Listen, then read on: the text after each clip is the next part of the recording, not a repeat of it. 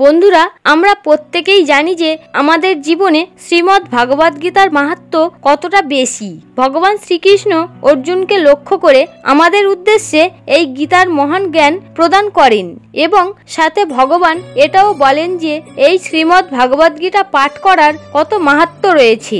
বন্ধুরা, ভগবান শ্রীকৃষ্ণ এই গীতায় তিনটি এমন জিনিসের কথা বলেন যে তিনটি কথা যদি আমরা জীবনে মেনে চলতে পারি তাহলে আমাদের জীবন শ্রীকৃষ্ণের কৃপায় সুন্দর হয়ে উঠবে এবং আমাদের প্রতিটি দিন আনন্দময় হবে। অর্থাৎ ভগবান শ্রীকৃষ্ণ সমগ্র শ্রীমদ্ ভাগবত গীতা জুড়ে তিনটি মূল কথা বারবার করে বলে গেছেন, যেটা আমাদেরকে মানা উচিত। বহু মানুষ হয়তো গীতা পাঠ করে বা গীতা পড়ে, কিন্তু এই তিনটি জিনিস কি কি সেটা অনেকেই ধরতে পারে না এবং এই তিনটি জিনিসের মধ্যেই লুকিয়ে রয়েছে সমগ্র গীতার মূল সার কথা। আজ আপনারা এই তিনটি জিনিসের কথা যদি জানতে পারেন তাহলে আপনারাও অবাক হয়ে যাবেন যে শ্রী ভগবান সমগ্র গীতা জুড়ে এই তিনটি কথা আমাদেরকে বারবার করে বলে গেছেন। আজ আমি এই ভিডিওতে এই তিনটির মূল কথাই আপনাদের সামনে তুলে ধরব, যা জানলে আপনারা আপনাদের জীবনকে সুন্দরভাবে গড়ে তুলতে পারবেন এবং শ্রীকৃষ্ণের অপার কৃপা লাভ করতে পারবেন। এই তিনটি কথা মেনে চললে আপনার জীবনে যত সমস্যা আছে সব দূর হয়ে যাবে এবং খারাপ সময় দূর হয়ে মনের মধ্যে এক অপার শক্তি অনুভব করতে পারবেন।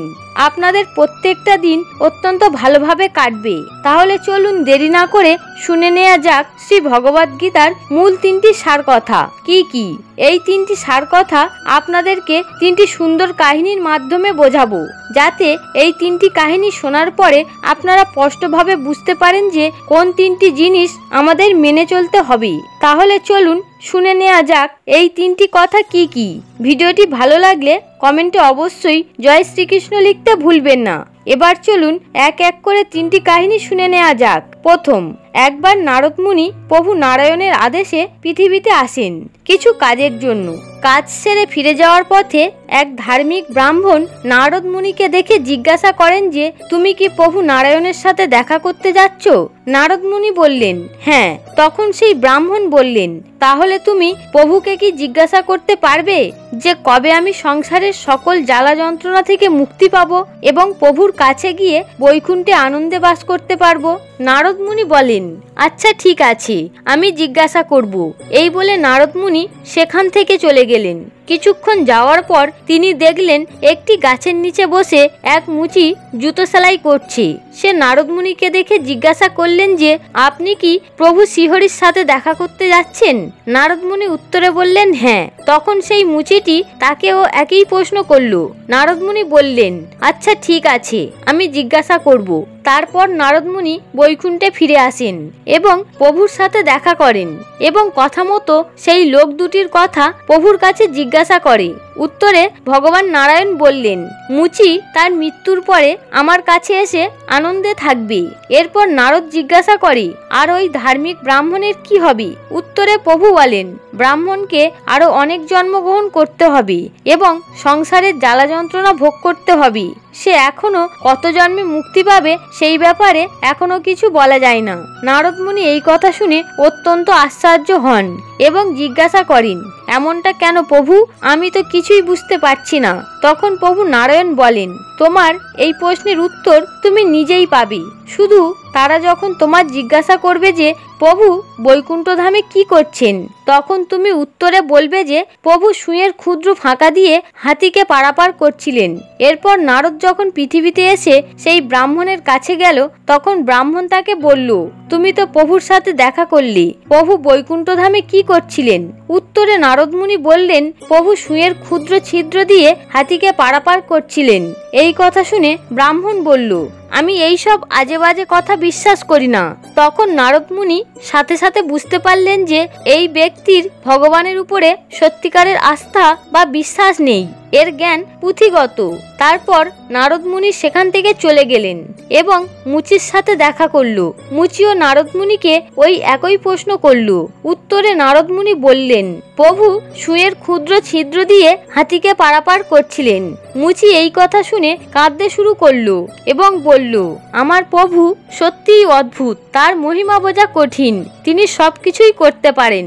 নারদ তখন মুচিকে জিজ্ঞাসা করল, তুমি কি সত্যিই বিশ্বাস করো যে প্রভু সুঁয়ের ক্ষুদ্র ছিদ্র দিয়ে হাতিকে পারাপার করছিল?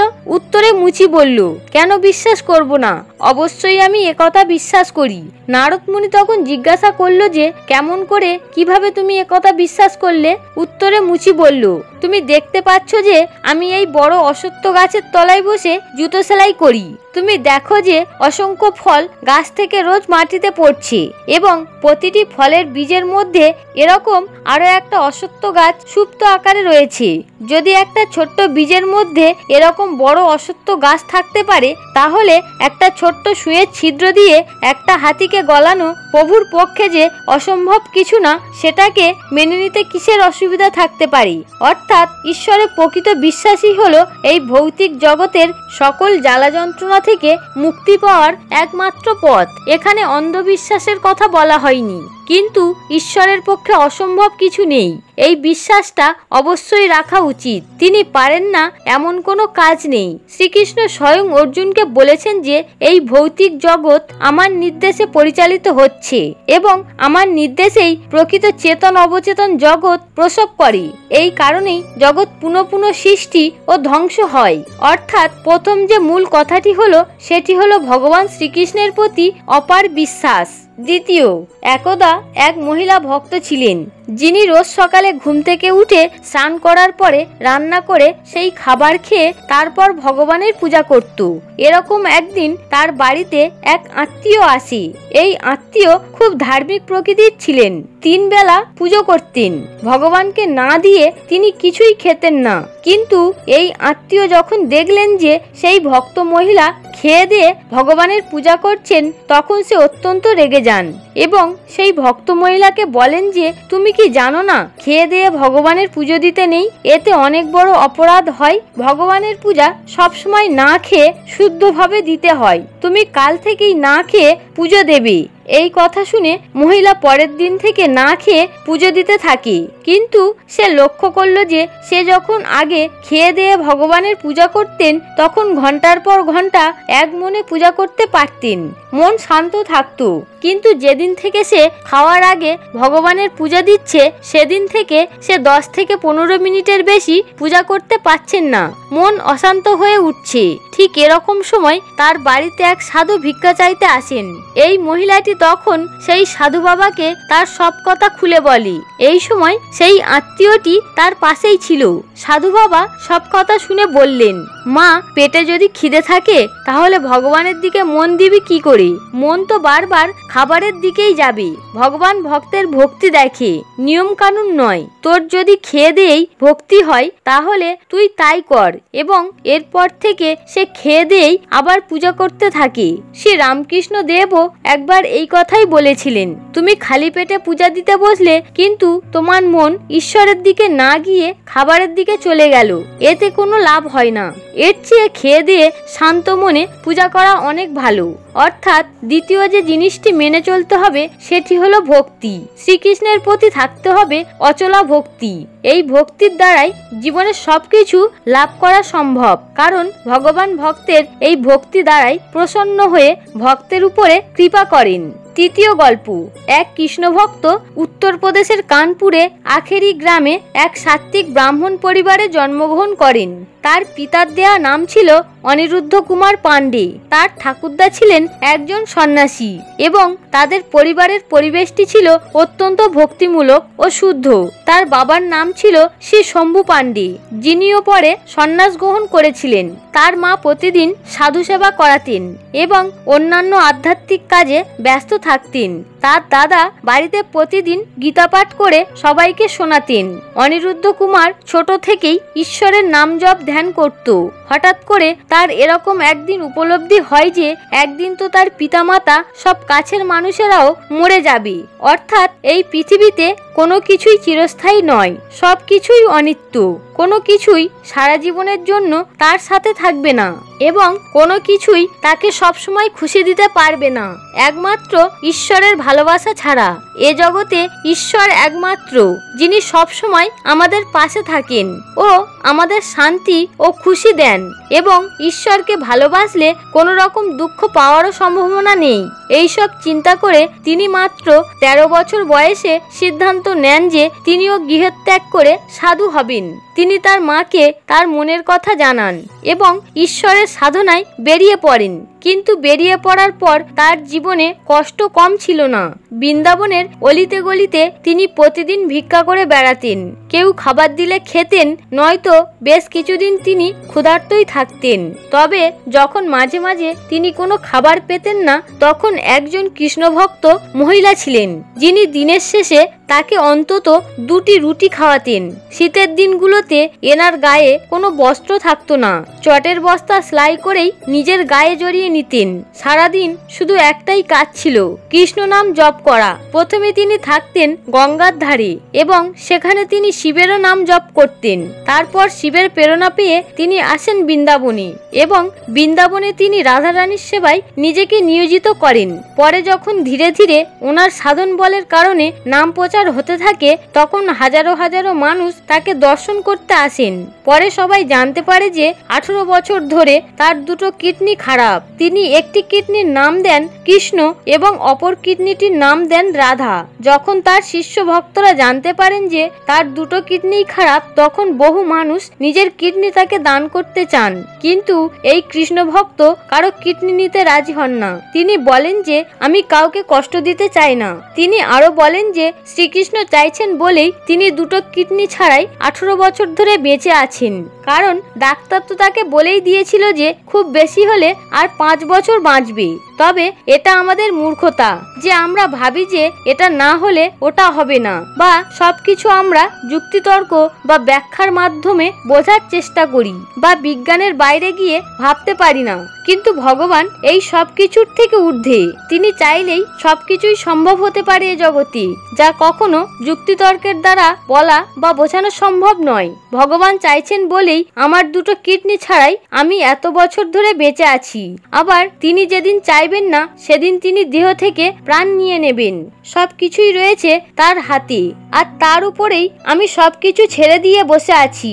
তোমরা হয়তো ভাবছো যে 2টো কিডনি ছাড়া কিভাবে একজন মানুষ বেঁচে থাকতে পারে, কিন্তু সেটা তোমরা তোমাদের বুদ্ধি দ্বারা ভাবছো। কিন্তু তোমরা কখনো এটা ভেবে দেখছো না যে ঈশ্বর যদি চাই তাহলে তার পক্ষে কি কোনো কিছু করা অসম্ভব ব্যাপার? না, একদমই না। তার কৃপাতেই আমি বেঁচে আছি, আর তার কৃপাতে এ জগৎ চলছে। তোমার যদি তার উপরে সত্যিকারের বিশ্বাস ও ভরসা থাকে, তাহলে তিনি অবশ্যই তোমার জন্য অসম্ভবকেও সম্ভব করে দেবেন। বন্ধুরা, বহু মানুষ আছেন যারা এনার উপরে সন্দেহ করেছিলেন যে তিনি মিথ্যা কথা বলছেন। পরে যখন ডাক্তারেরা রিপোর্ট বের করে, তখন সবাই এটা জেনে অবাক হয়ে যায় যে তিনি বিনা কিডনিতে 18 বছর ধরে বেঁচে আছেন এবং সুস্থভাবে কথা বলছেন এবং চলাফেরা করছেন। বহু মানুষ তো তাকে এটাও বলেন যে তিনি আসলে মৃত, কিন্তু 18 বছর ধরে শ্রীকৃষ্ণের শক্তি তাকে চলাফেরা করাচ্ছেন ও কথা বলাচ্ছেন। বন্ধুরা, এই মহান সাধুর পরবর্তীতে সন্ন্যাস নাম হয় প্রেমানন্দ গোবিন্দজি মহারাজ। বন্ধুরা, আজ তার লক্ষ লক্ষ শিষ্য ও ভক্ত। তো বন্ধুরা, তৃতীয় যে মূল কথাটি হলো, সেটি হলো নির্ভরতা। অর্থাৎ আমাদেরকে সম্পূর্ণভাবে শ্রীকৃষ্ণের চরণে সমর্পণ করে দিয়ে তার উপরে সম্পূর্ণ নির্ভর করে চলতে হবে। এর ফলে হয়তো ভগবান শ্রীকৃষ্ণ আমাদের বিভিন্ন সমস্যার মধ্যে ফেলে আমাদের পরীক্ষা নিতে পারে, শুধুমাত্র এটা দেখার জন্য যে আমরা তার উপর কতটা নির্ভর করে আছি। এবং এই নির্ভরতার পরীক্ষায় যদি কেউ পাস করে যায়, তারপরেই ভগবান তার উপরে তার অশেষ কৃপা দান করেন। তাই ভক্তের নির্ভরতার পরীক্ষা প্রতি সময় ভগবান কোনো না কোনো ভাবে নিয়ে থাকেন, এবং এই নির্ভরতা হলো সম্পূর্ণ নির্ভরতা, যার মধ্যে থাকে না কোনো রকম ভেজাল। তো বন্ধুরা, সম্পূর্ণ শ্রীমদ্ ভাগবত গীতার 3টি মূল কথা হলো এই যে ভক্তি, বিশ্বাস ও নির্ভরতা। এই 3টি জিনিস যদি কোনো ভক্তের মধ্যে তার ভগবানের প্রতি থাকে, তাহলে সে ভক্তের আর কোনো কিছু নিয়ে জীবনে চিন্তা করার কোনো কারণ থাকে না, কারণ তার সাথে স্বয়ং ভগবান সর্বদা উপস্থিত এবং তাকে অপার কৃপা করে থাকেন।